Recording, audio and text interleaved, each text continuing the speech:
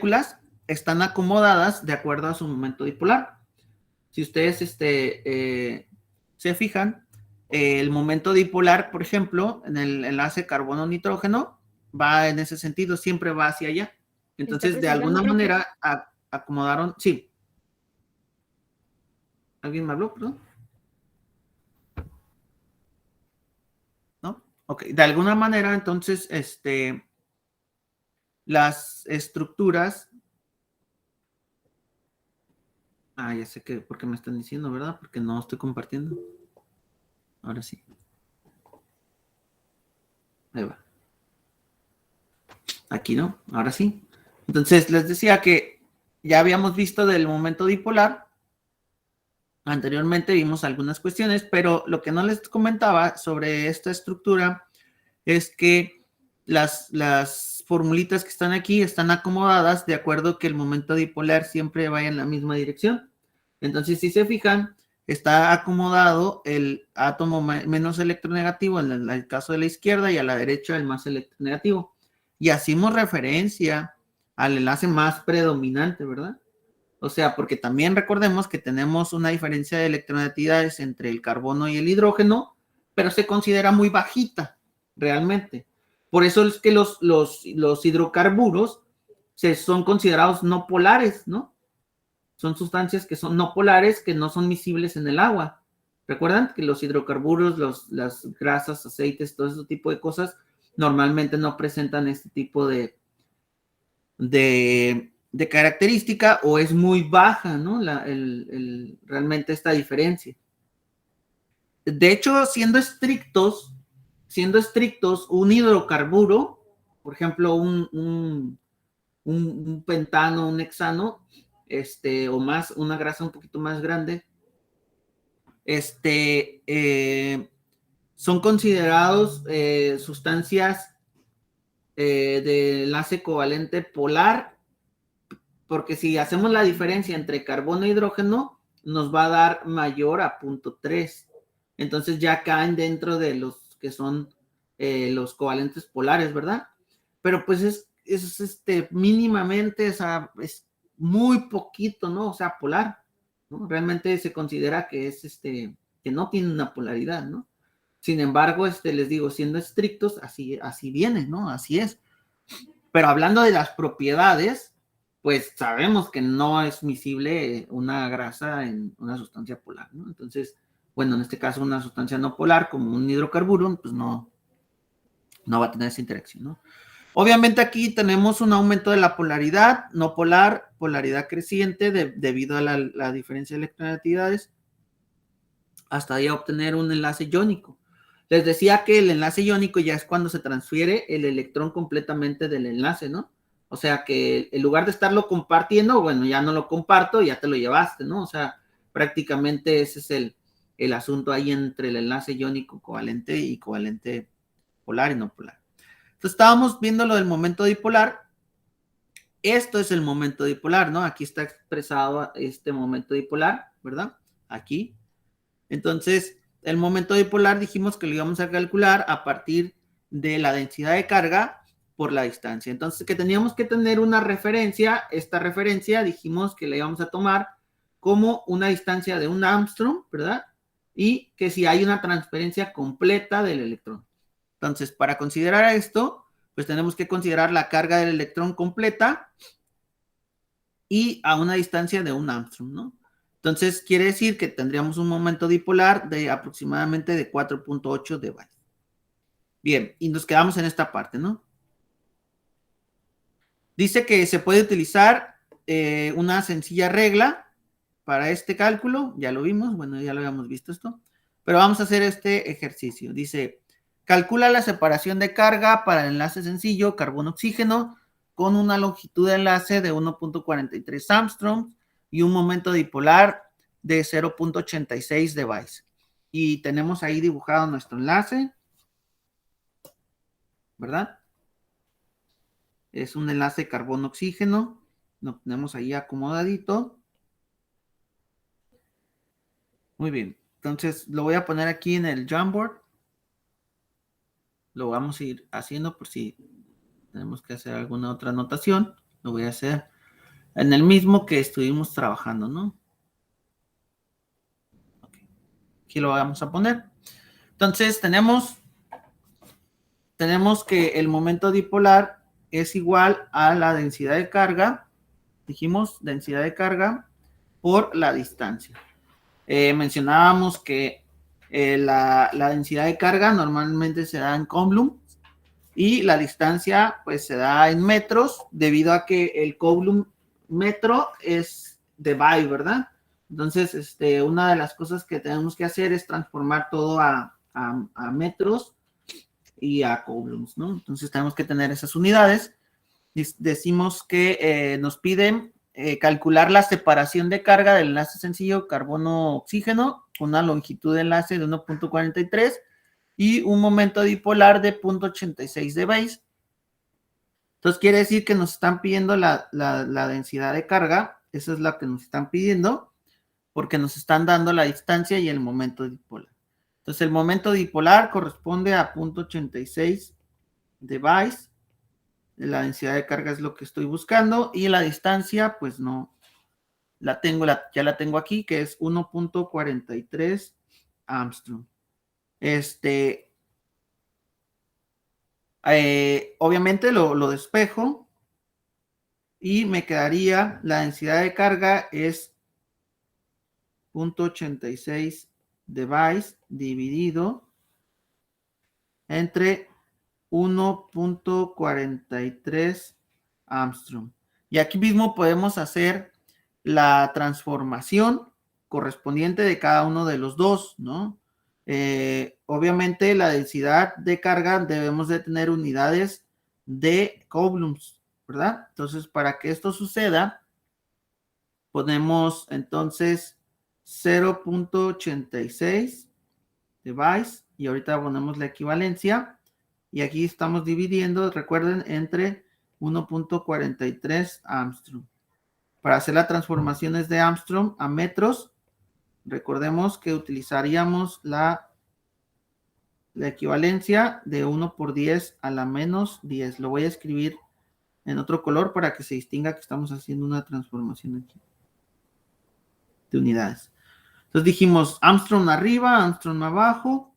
Entonces ya sabemos que lo queremos transformar a metros.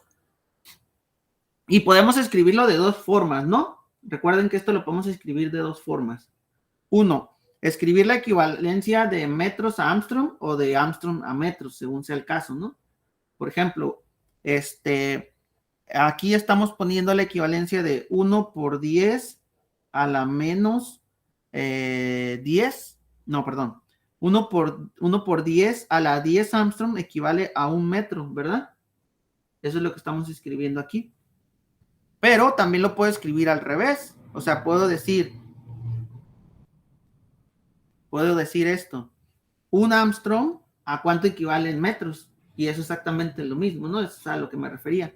Pues podemos poner 1 por 10 a la menos 10, ¿no? O sea, podemos hacerlo de las dos formas, ¿no? Podemos decir un Armstrong equivale a 1 por 10 a la menos 10 y lo estamos haciendo correcto. O podemos decir, un metro equivale a 1 por 10 a la 10 Armstrong, ¿sí? Nada más, ojo, con el exponente, ¿no? Que sea el que corresponde de acuerdo al cálculo. Entonces, 1 por 10 a la 10. Ya tenemos esto. Obviamente, Armstrongs con Armstrong se elimina y me quedan unidades de metros. Esto me va a dar un valor de 1.43 por 10 a la menos 10, ¿verdad? En la parte inferior. Y en la parte superior vamos a ver la transformación de los device. Recordando que teníamos una equivalencia de device, ¿se acuerdan? Un device equivalía a 3.336 por 10 a la menos 30 coulomb por metro. Device con device se eliminan.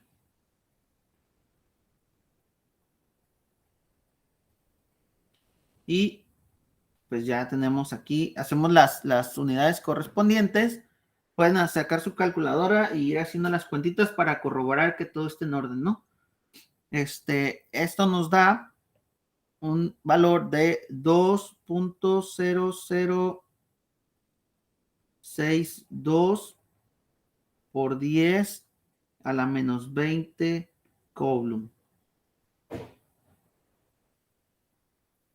Ahora, ¿pero qué significa este valor, chicos? Este 2.00.62 por 10 a la menos 20, ¿qué significa? Realmente, o sea, ¿qué significa este valor? Bueno, dijimos que si teníamos, por ejemplo, en este caso tenemos un enlace carbono-oxígeno, de la nubecita de electrones que andan alrededor de los dos, quiere decir que el oxígeno se está llevando una parte del enlace de los electrones del carbono, pero ¿cuánto de esa carga se está llevando? Ah, pues se está llevando esta carga para él. ¿Y eso cuánto representa? Realmente el valor no nos dice mucho porque no sabemos interpretarlo de alguna manera, ese valor. Pero si nosotros lo explicamos de otra manera, lo vamos a poder entender mejor. ¿Cómo? ¿De qué manera? Hay algo que se le conoce como el carácter iónico. Que esto que vamos a hacer no es el carácter iónico. Simplemente es como una interpretación de tal cosa, ¿ok? Es solamente como interpretarlo de esa manera. No es, no, así no se hace la terminación del carácter iónico. Entonces, esto es carácter iónico. Dividimos la carga que acabamos de obtener, que es 2.0062 por 10 a la menos 20 coulomb, entre la carga total del electrón. Recuerden que la carga total del electrón ya la tenemos por ahí definida, ¿verdad?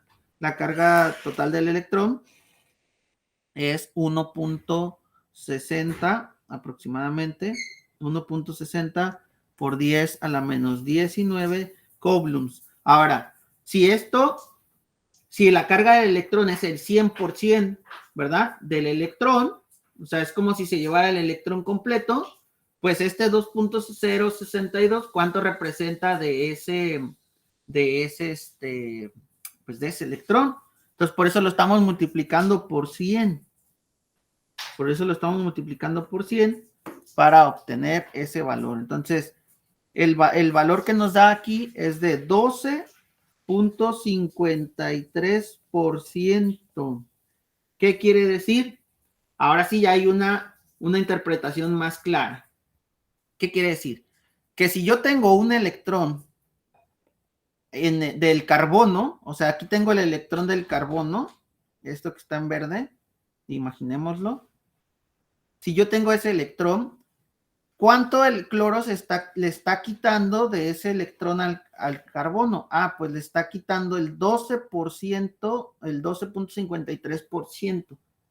Eso es lo que le está quitando de ese electrón, que se supone que deberían de compartir, ¿no? O sea, de estar 50-50, pues resulta que no. Resulta que el oxígeno le está quitando un 12.53% de la carga de ese electrón. Pero obviamente, este valor que tenemos aquí en coulombs, ese es el valor de la carga real que le está quitando el oxígeno al carbono. Pero cuando nosotros hicimos esta transformación de sacarlo en porcentaje, ¿cuánto puede representar? Es una reglita de 3.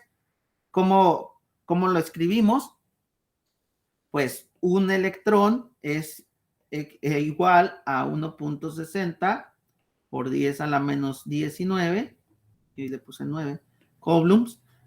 Pues ¿cuánto entonces representa la carga que acabamos de obtener, ¿no? Eso es lo que estamos haciendo. Obviamente que en lugar de decir un electrón, pues estamos diciendo que el 100% de la carga del electrón, ¿no? Entonces, eso es lo que estamos interpretando. Entonces, este valor que sale aquí, que es la densidad de carga, precisamente se refiere a eso. ¿Cuánto se está transfiriendo del electrón, del elemento menos electronegativo al más electronegativo? ¿sí? Eso es lo que estamos tratando de decir. ¿Ok? No sé si más o menos quedó claro. Y si no, pues me dicen, ¿no? ¿Ok? ¿Dudas hasta aquí, chicos? Ahora, vamos a ver. Entonces tenemos un resultado de aproximadamente del 12.53, pero cuando nosotros hablamos de un electrón, como solamente el electrón decimos, tengo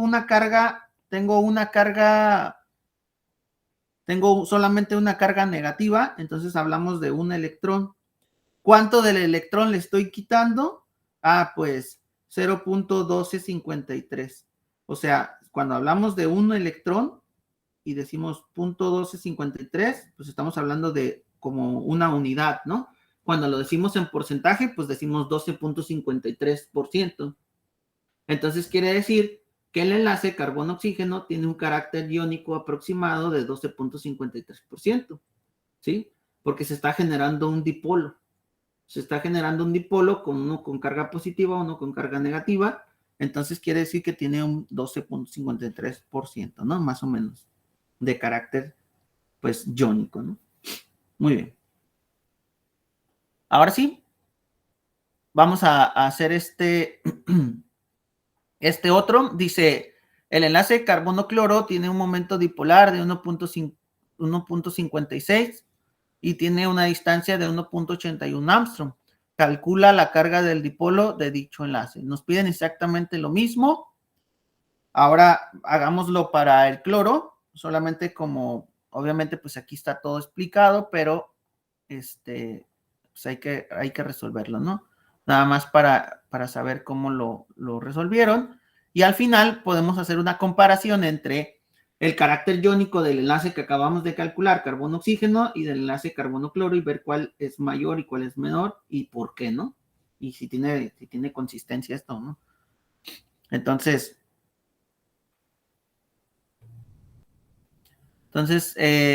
vamos a sacar el momento dipolar. El momento dipolar del enlace carbono-cloro. Entonces, decimos que el momento dipolar es igual a la densidad de carga por la distancia, donde el momento dipolar en este caso es 1.56. Device es igual a la densidad de carga por la distancia, que en este caso es 1.81 Armstrong de distancia. Entonces, igual hacemos exactamente lo mismo que hicimos en el ejercicio pasado. Hacemos exactamente lo mismo, despejamos y transformamos a las unidades que correspondan. Y una vez aquí lo voy a transformar. Device a Coulomb metro es 3.336 por 10 a la menos 30 Coulomb por metro. Aquí para hacer la transformación de device a Coulomb metro. Y en la parte baja decimos 1.81 Armstrong. Hago la transformación. Puedo poner un Armstrong equivale a 1 por 10 a la menos 10 metros. Y ya me queda en metros. Obviamente me va a quedar 1.81 por 10 a la menos 10.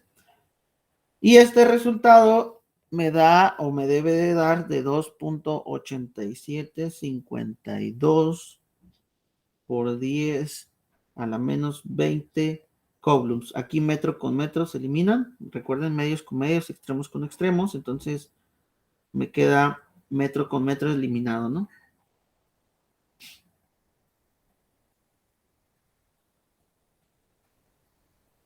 Entonces, me quedan solamente unidades de Coulomb, que es esto. Ahora sí, ya teniendo este valor, veamos lo que sigue, ¿no? Dijimos que si esta es la densidad de carga y un electrón tiene una densidad de carga equivalente a 1.60 por 10 a la menos 19 coulombs, pues cuánto representa esto de la carga del dipolo, ¿no? Entonces, podemos hacerlo por ciento de carácter iónico es igual a dividir este valor que acabamos de sacar, que es 2.8752 por 10 a la menos 20 entre 1.60 por 10 a la menos 19.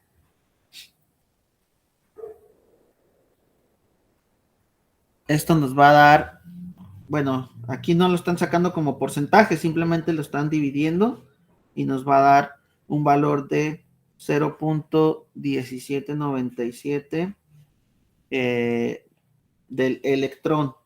O sea, quiere decir que 0.1797 de la carga del electrón es lo que le está quitando dicho dipolo. Entonces, quiere decir que cuando yo escriba el enlace carbono-cloro, el dipolo que yo le dibujo acá, esta carga negativa y esta carga positiva que se genera aquí, que es carga parcial positiva, carga parcial negativa, será una carga parcial de 0.1797 y una carga parcial negativa de 0.1797, ¿no? O sea, lo que está perdiendo el carbono lo está cediendo al cloro, ¿no? Entonces, esto lo escribimos de esta manera. Y ese es el valor del dipolo, ¿no? Es el valor del dipolo, ¿no? Si queremos saber el valor real, pues es este que acabamos de calcular. Ese es el valor real. Si queremos saber el valor de cuánto le está quitando del electrón, de un electrón, este es el valor, el que está el de 0.17. Y si lo queremos saber esto en porcentaje, pues esto representaría el 17.97% de la carga del electrón, ¿no? Ahora, si vemos la diferencia entre el ejemplo de arriba, dijimos que era carbono, oxígeno, tenía un 12.53%, o el dipolo, más bien, lo voy a expresar como dipolo, 0.1253, ¿no? Y el carbono cloro tiene un dipolo de 0.1797. Si se fijan, el del cloro es mayor que el del oxígeno, ¿no?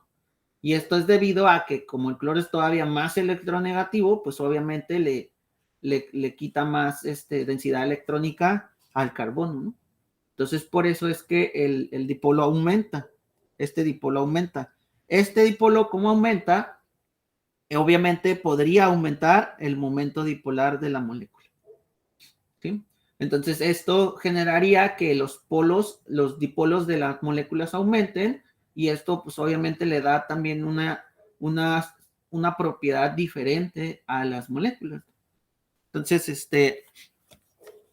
eso sería lo que tenemos ahorita, hasta ahorita del momento dipolar, pero realmente, ¿cómo se calcula el porcentaje de carácter iónico? Bueno, el porcentaje de carácter iónico se calcula a partir de el real entre el calculado.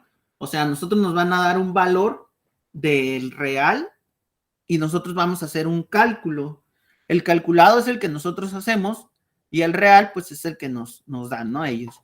Por ejemplo, dice aquí, dice, ¿qué tipo de enlace tiene el clorometano y qué momento dipolar presenta? Para empezar, el tipo de enlace tiene que ver con la diferencia de electronegatividades, ¿no? Recordemos que tenemos covalente, no polar, covalente polar y iónico, ¿no? Entonces, ¿cuál sería el enlace que tendríamos aquí para el clorometano? Como la diferencia es 0.5 de electronegatividad, esto caería en, pues, un covalente, ¿verdad? Polar, ¿no? Este sería un covalente polar. Ahora, sacando el valor del momento dipolar, dice que tenemos una distancia, ya lo habíamos hecho, pero si hacemos el cálculo a partir de esto, déjenme, ¿por qué 8.53? ¿Qué nos dieron?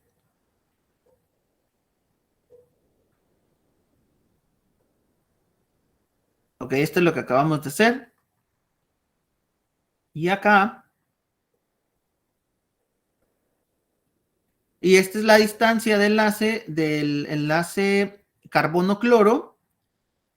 Si hubiese una transferencia completa del electrón, aquí estamos asumiendo que tenemos una transferencia completa, ¿cuál sería el momento dipolar? El momento dipolar, si es que se transfiere completamente el electrón, que es lo que estamos poniendo aquí, estamos poniendo la carga completa del electrón, y esta es la distancia de enlace entre carbono-cloro, tendríamos un momento dipolar de 8.53 device aproximadamente. Este sería un valor, pues el calculado, pero el real ya está reportado en tabla. El real sería de 1.87. Entonces dividimos el 1.87 entre el 8.53 por 100 y obtenemos el carácter iónico, que es 21.90.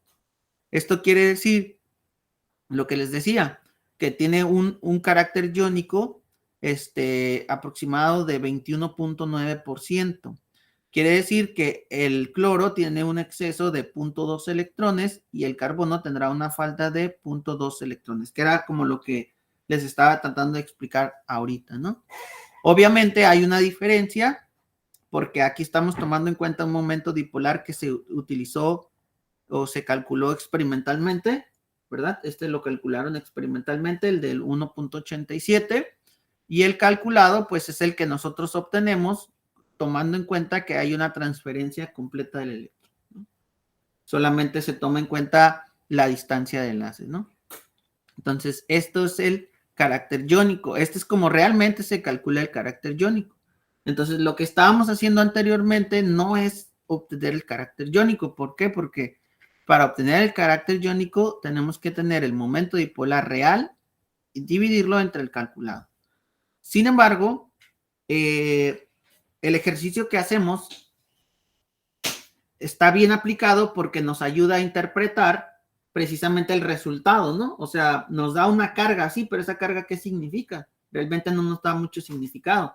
Entonces, cuando hacemos el ejercicio de dividirlo entre la carga del electrón, obtenemos como una fracción, ¿no? Como una fracción, y esta fracción es la que se está transfiriendo del electrón. ¿Ok? Bien. Quería mostrarles un software que utilizábamos para explicar cómo es que se calcula el momento dipolar de algunas moléculas.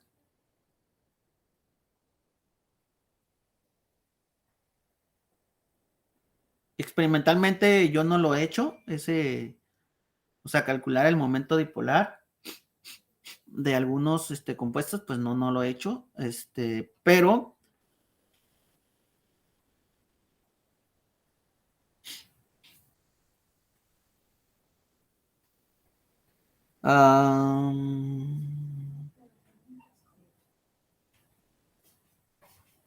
esta es la del momento, esta es la de la geometría, este es como el BCPR, aquí explicado de una manera sencilla, aquí, de la geometría y de los ángulos, del por qué, este es como una aplicación, se lo pueden utilizar para eso. Aquí está, polaridad de una molécula, ¿no? Y ahorita vamos a ver cómo es que afecta esta polaridad. Bueno, en lo que se abre, voy a seguir. Aquí tenemos algunos momentos dipolares, obviamente del enlace más predominante, les decía, por ejemplo, carbono-nitrógeno, carbono-oxígeno, carbono-flúor, carbono-cloro, bromo, etcétera, ¿no? Entonces, obviamente, entre aumenta la electronegatividad, pues podría aumentar pues su momento dipolar, ¿no? Sin embargo, tengo que mencionarles que la estructura tiene una parte súper importante en esto del momento dipolar, porque les decía que el momento dipolar es como la suma vectorial, ¿verdad? De estas diferencias de electronegatividades en cada enlace, pero la molécula tiene varios enlaces. Entonces, si yo tengo una geometría que me permita a mí aprovechar ese momento dipolar, pues sí voy a tener un momento dipolar. Vean aquí, el momento dipolar es la resultante así en este sentido, en el aldehído.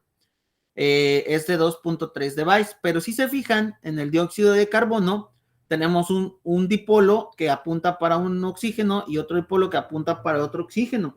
¿Qué pasa con el momento dipolar? El momento dipolar se anula. Se anula, ¿por qué? Porque como los dos están jalando en direcciones contrarias con la misma intensidad, pues queda anulado el momento dipolar. ¿Ya vieron? Entonces, esta parte, la geometría es muy importante para determinar también el momento dipolar. O sea, no nada más tiene que cumplir con que sean electronegativos los dos elementos. Aunque sea uno muy electronegativo y el otro sea poco electronegativo, si la geometría no lo permite, entonces no van a tener un momento dipolar, pues bueno, ¿no?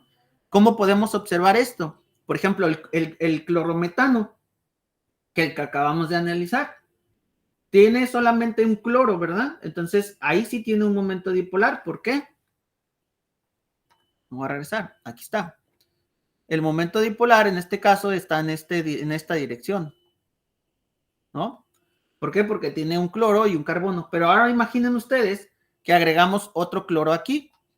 Ahora, ¿hacia dónde va a ser el momento dipolar? Pues va a ser entre estos dos, que si este es cloro ahora, pues el momento dipolar va a estar en este sentido. Ahora, la pregunta es, ¿va a ser más grande el momento dipolar o va a ser más pequeño? Pues tendríamos que verlo, ¿no? Pero y ahora imaginemos que agregamos otro cloro aquí.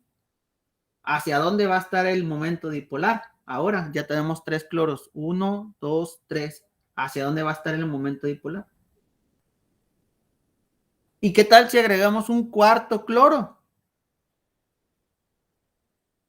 ¿Hacia dónde va a estar el momento dipolar? Ah, pues eso lo vamos a analizar aquí. Si se fijan, por ejemplo, acá está abajo, aquí está. El clorometano tiene un momento dipolar de 1.9. Tiene un momento dipolar definido, sí, en esta dirección, ¿verdad? Ahí está el momento dipolar. Cuando agregamos otro carbono, perdón, otro cloro, en lugar de que el momento dipolar aumente, disminuye, ¿sí? Esto origina que disminuya debido a que ahora el momento dipolar está hacia allá, está hacia acá y está hacia acá. Entonces no se suman, como quien dice, medio se están restando. Entonces el momento dipolar disminuye un poco a 1. ¿Y qué pasa con el clorometano? Cuando llenamos todo el carbono, perdón, el clorometano no, el clorometano es este. Este es el tetracloruro de carbono. ¿Qué pasa con el tetracloruro de carbono? Pues resulta que ahora cada uno jala con la misma intensidad para diferentes direcciones. Pero esto origina que se anulen que se anulen esas fuerzas, ¿no? En las cuales están jalando los cloros a la densidad electrónica. Entonces se anulan, entonces quiere decir que el momento dipolar neto es 0. Es 0. ¿Y qué pasa, por ejemplo, con moléculas que son como los alquenos? ¿Se acuerdan que teníamos cis y trans? Por ejemplo, una trans, que sería bueno, primero la cis. Por ejemplo, aquí sí hay un momento dipolar, que sería en este sentido. Porque este jala hacia allá, este jala hacia allá, y la resultante sería en este sentido. ¿Estamos de acuerdo? Pero ¿qué pasa si yo tengo ahora un bromo aquí en lugar de tenerlo acá? Fíjense bien, este bromo jalaría en este sentido, este bromo jalaría en este sentido, ¿y qué le pasa al momento dipolar? Pues 0, se anula. Entonces, en un cis, sí voy a tener momento dipolar, en un trans, no voy a tener momento dipolar. ¿Ya vieron? Entonces, esto cambia las propiedades de las moléculas, pero no porque no cumplan con la característica de tener elementos electronegativos, sino la estructura, la forma de la molécula juega un papel determinante en el momento dipolar. En este caso, se anula, ¿no? Entonces, debemos de analizar precisamente esos detalles en los momentos dipolares, ¿no? Entonces, déjenme ver qué más hay acá. Aquí está. Esto, por ejemplo, esta tablita que tenemos aquí es un disolvente, la fórmula, el punto de ebullición, el punto de fusión, la constante eléctrica y la miscibilidad en agua. Por ejemplo, yo les hablaba de un término que era la constante eléctrica. ¿Por qué es mejor ver la constante eléctrica que el momento dipolar? Déjenme ver si está por aquí mi otra tablita. No, no está.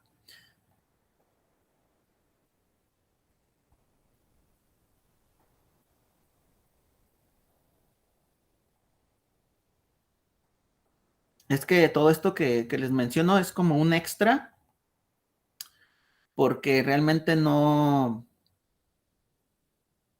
pues no viene en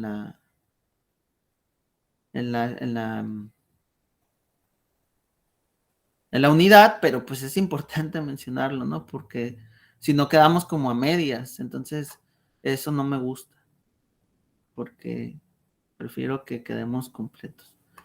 Aquí está. Fíjense bien, esta está súper importante.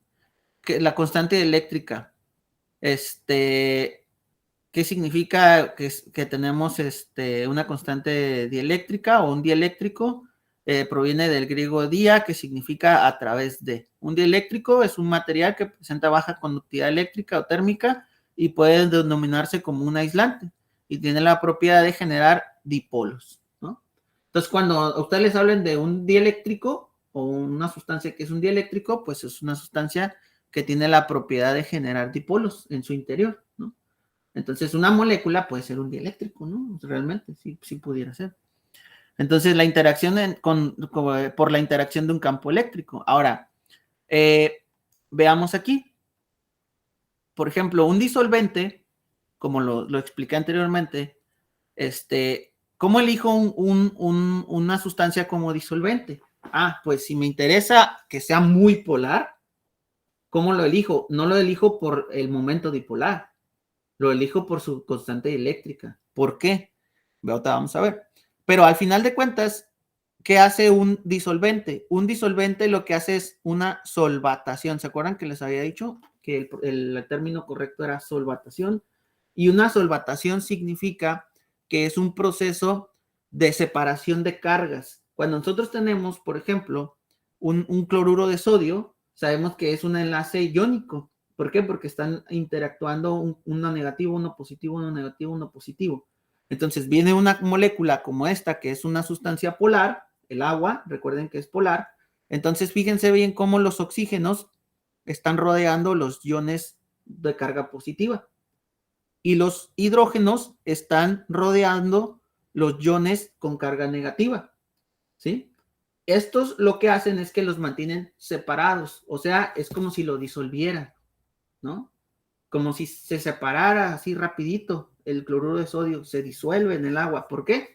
Porque es una solvatación, o sea, realmente lo está separando. Actúa como una especie de separador el agua, ¿no? De esos iones. Ahora bien, ¿por qué menciono esto de la constante eléctrica? Bueno, resulta que esta F es es la ecuación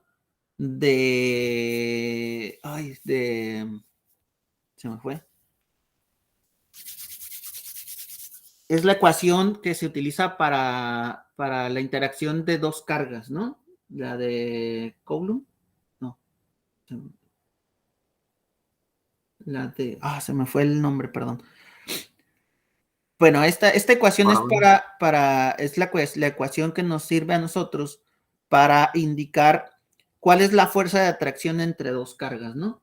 Entonces, la interacción entre dos cargas, obviamente necesita una K, que es una constante, la carga 1, la carga 2, y la D, dice que esta D es la famosa constante eléctrica. Entonces, ¿qué pasa en la ecuación? Si las dos cargas sienten una atracción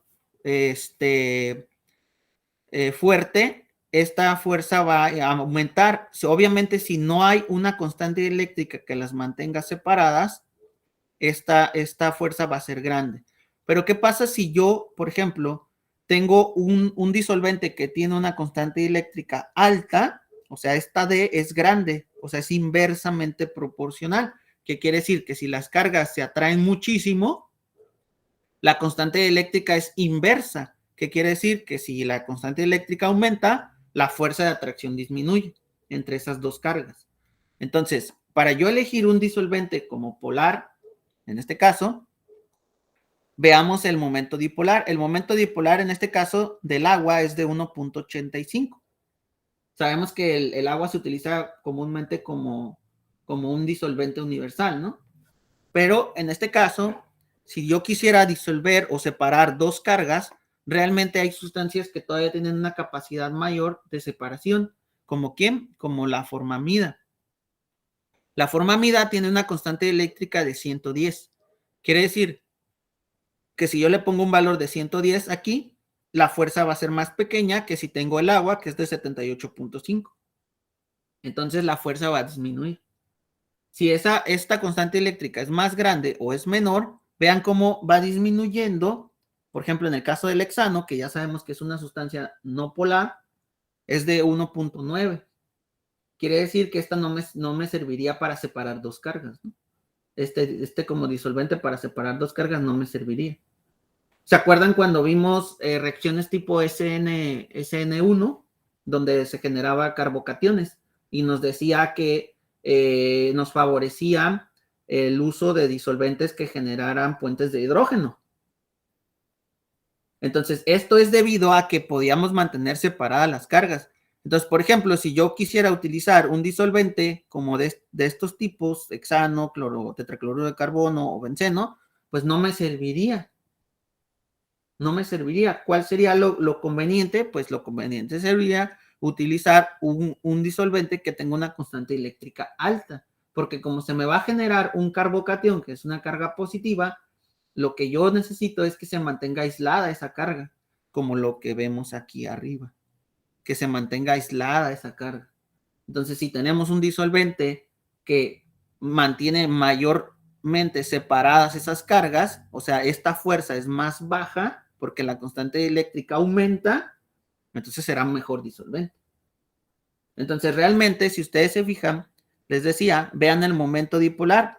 En este caso, este es de 1.85, este es de 3.37, pero por ejemplo, el dimetil sulfóxido tiene una constante eléctrica de 48.9, pero vean el momento dipolar del dimetil sulfóxido. El momento dipolar es de 3.96. O sea, es un momento dipolar mayor, pero esto no quiere decir que va a separar mejor, porque el agua es de 1.85 y el del dimetil sulfóxido es de 3.96. Entonces podríamos decir, pues el momento dipolar del dimetil sulfóxido es más grande, entonces separará mejor cargas. Pues esto no es cierto. ¿Por qué? Porque su constante eléctrica del agua es muchísimo mayor que la del dimetil sulfóxido. Entonces, por eso es que no debemos de tomar en cuenta como tal el momento dipolar para elegir una sustancia como disolvente, sino más bien lo que debemos de ir a ver es la constante dieléctrica, ¿sí? Esta constante eléctrica es la que nos va a permitir a nosotros si esta sustancia puede separar cargas o no. Ahora, ¿qué pasa si tú quieres utilizar un disolvente no polar? Pues tu constante eléctrica debe ser bajita, ¿no? Si tu constante eléctrica es bajita, entonces puedes utilizarlo como un disolvente no polar, ¿no? Esa es la cosa, ¿no? O sea, tú puedes elegir según el caso sea, ¿no? Por ejemplo, no sé si ya lo hicieron en alguna práctica de laboratorio, lo de la cromatografía en capa fina.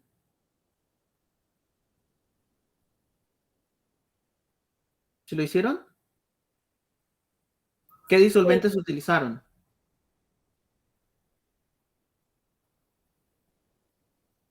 Cetona, alcohol, agua, eh, éter. ¿Se acuerdan? ¿No se acuerdan? Ok, pero entonces, ¿qué papel tomaba el disolvente en la cromatografía de capa fina? Si se acuerdan, si se acuerdan, lo voy a explicar aquí en el Jamboard rápido. Esta parte esto es súper, súper importante. porque este es el principio de cualquier cromatografía, ¿eh? Cualquier cromatografía que me digan ustedes es el mismo principio. El mismo, el mismo, el mismo.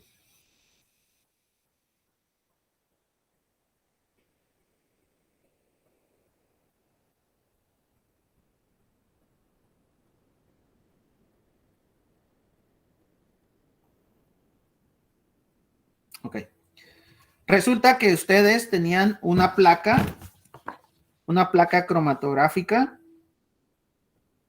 que al final de cuentas esta placa es un papelito, ¿verdad? Que tiene una sustancia de color blanco, es como un polvito. Este polvito normalmente es un óxido de silicio, ¿sí? Es un óxido de silicio. Y este polvito blanco que está pegado en un sustrato que puede ser aluminio o puede ser vidrio, sirve como un agente que atrapa a las moléculas.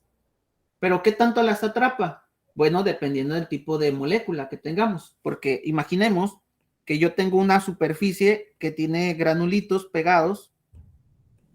Estos granulitos pegados, imaginen se sienten, que tienen carga positiva.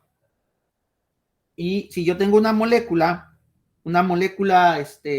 orgánica, que tenga, por ejemplo, por ahí una polaridad como un carbonilo, por ejemplo, pues va a sentir atracción sobre la superficie, ¿verdad? Entonces va a interaccionar con la superficie. Pero también lo que puedo hacer es que esta molécula yo la puedo disolver. Puedo agarrar un disolvente y disolverla. Y luego, recuerdan que esta placa cromatográfica la metían dentro de un vasito y le agregaban una cantidad de disolvente. Le agregaban una cantidad de disolvente y ponías tú, por ejemplo, tu muestra aquí y se empezaba a absorber el disolvente. Y lo que ocurría es que estos puntos se empezaban a mover. ¿Pero por qué se mueve? Pues porque el disolvente lo está disolviendo y lo está arrastrando. Lo está arrastrando. Y la placa cromatográfica le está interaccionando con él. O sea, que si yo tengo en este punto, tengo una sustancia que yo puse un puntito aquí, que está compuesta por 3 sustancias, o sea que yo aquí tengo 3 sustancias, pero aparentemente nada más es una, ¿no? Así. Y luego le pongo un disolvente. Si cada una de esas sustancias o puntos tiene una polaridad diferente, lo que yo voy a ver que cuando el disolvente empiece a subir, voy a empezar a ver que los puntitos se empiezan a separar. ¿Por qué? Porque tienen tiempos de retención diferentes. Interaccionan de manera diferente con la placa cromatográfica. Entonces, una placa cromatográfica lo que hace es que las separa, te separa las sustancias. Entonces, esa es la finalidad de una placa cromatográfica. Obviamente, hay diferentes aspectos para definir una placa cromatográfica, ¿no?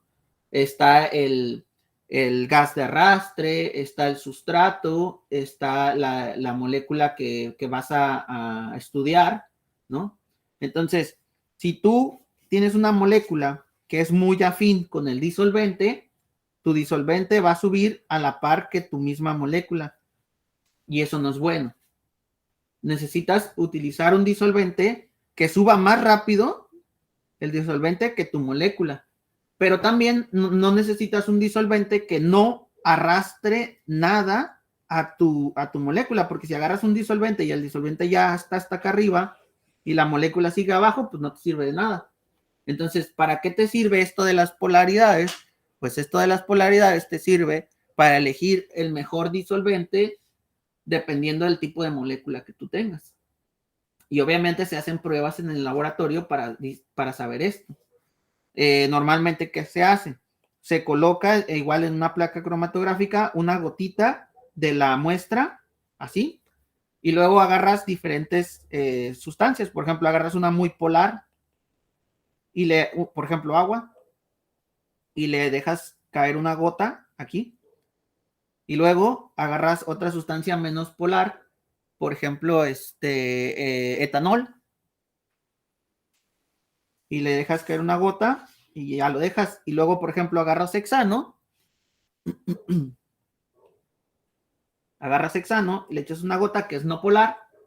Entonces después le avientas con una lámpara de luz ultravioleta, hay una lámpara de luz ultravioleta, tú le avientas luz ultravioleta aquí y esta placa cromatográfica se tiñe como color verde, porque genera fluorescencia. Entonces, puedes identificar si en el primero se empieza como a abrir el puntito, como que se desparrama, ¿no? Y en el otro, a lo mejor no se desparrama un poco menos, y en el primero, pues no se desparrama nada. Entonces quiere decir que tu sustancia es afín con los disolventes polares, ¿sí? Pero entonces no debes de utilizar un disolvente tan polar, sino uno intermedio. Entonces aquí a lo mejor el que deberías de elegir es etanol. Entonces se hacen pruebas para todo esto, ¿no? Obviamente, esto tiene que ver con todo esto. ¿Cómo elegir un disolvente adecuadamente? ¿Para qué? Pues para hacer corridas de cromatografía. La cromatografía es la técnica más utilizada en la industria farmacéutica y entre otras industrias para observar los productos que se obtienen a nivel que los que sintetizan o preparan.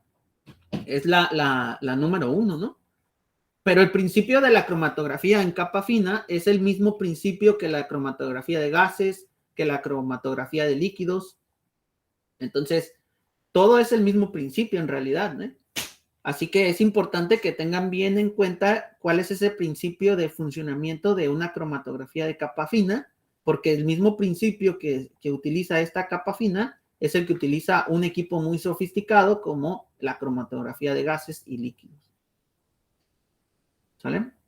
Bueno, entonces, ya nada más para terminar con esta parte, porque aparte ya se nos fue la hora, quisiera que ustedes tomaran en cuenta que cuando vayan a querer elegir un disolvente, no debemos de utilizar el momento dipolar solamente, sino enfocarnos también en la constante eléctrica.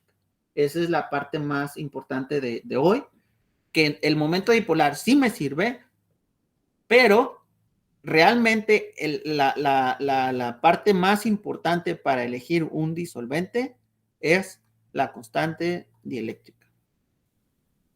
¿Ok? Bien, bueno, pues hasta aquí hoy, chicos. Mañana continuamos. Aquí podemos elegir los enlaces de los dipolos y la carga. ¿Cómo se determina el momento dipolar de una molécula? Aquí, por ejemplo, me dice que A tiene una electronegatividad menor, que B tiene una electronegatividad media y que C pues tiene una electronegatividad mayor. Entonces, ¿qué pasa si B tiene una electronegatividad mayor? Vean cómo jala este dipolo, jala hacia B y este también, ¿no? Jala hacia B. Pero ¿qué pasa si B tiene una electronegatividad menor? Vean cómo desaparecen los dipolos. O sea, si fueran iguales, desaparece el dipolo, ¿no? Ahora, voy a cambiar el ángulo. Bueno, no, lo voy a dejar así. Imaginando que esto es una molécula del agua. El B sería el oxígeno, ¿verdad? Y los hidrógenos serían A y C. Entonces quiere decir que B es más electronegativo. Vean, se salen algo que son los dipolos. Estas flechas son de los dipolos. Esta flecha amarilla es el momento dipolar. ¿Ok? Fíjense si cambio el ángulo, ¿qué le pasa al momento dipolar? Puede disminuir o puede aumentar. Entonces la geometría afecta el momento dipolar. ¿Ok?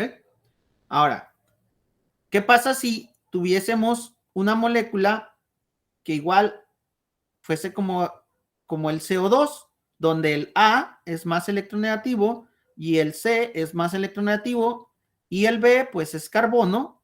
Pues fíjense bien que se anula el momento dipolar. Pero ¿qué pasa si yo cambio ese enlace, cambio ese ángulo? Si yo cambio ese ángulo, vean cómo se va a empezar a generar un momento dipolar.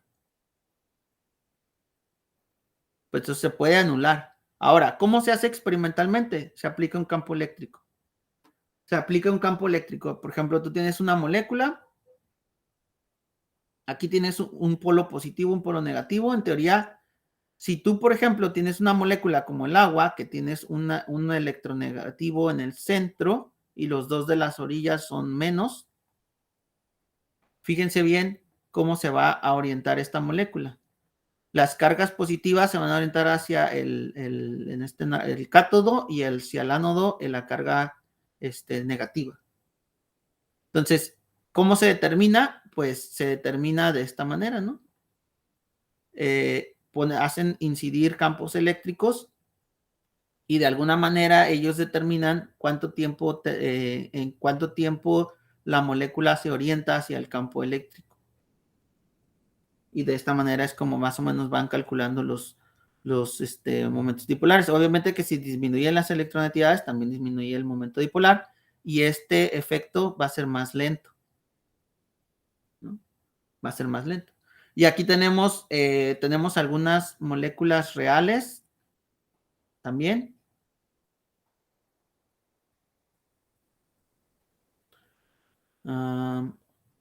Ya lo tienen por separado, pero antes lo tenían todo juntito. Bueno, no pasa nada. Aquí tenemos algunas moléculas reales y los tenemos en diagramas de potenciales electrostáticos, en diagramas de potencial electrostático, ¿no? Adelante, sin problema, no se preocupen. Buen día. Nada más quería enseñarles igual lo pueden revisar ustedes con calma y ahí pueden jugar un poquito con el software, ¿no? Antes te dejaba descargarlo, ahora no sé si te deje. Aquí puedes escoger tú tu molécula real, por ejemplo, te escoges ácido fluorhídrico y aquí le pones, por ejemplo, los dipolos, le pones el momento dipolar, las cargas parciales, vean, carga parcial, 0.43 negativo, 0.43 positivo, ¿no? Que fue como lo que analizamos hoy, ¿no? Electronegatividades, aquí están. Potencial electrostático. Recuerden que el rojo significa mayor densidad electrónica, el azul menor. Y también hay densidad electrónica, se utiliza en escala de grises, ¿no? Escala de grises. Y ya, pues eso era prácticamente todo, ¿no? Ahí pueden ustedes jugar un poquito, hay varias moléculas, el amoníaco, hay varias, ¿no? Ahí les pueden estarle ustedes picando para que vayan viendo todos estos detallitos, ¿no? Que hay en las moléculas, ¿sale?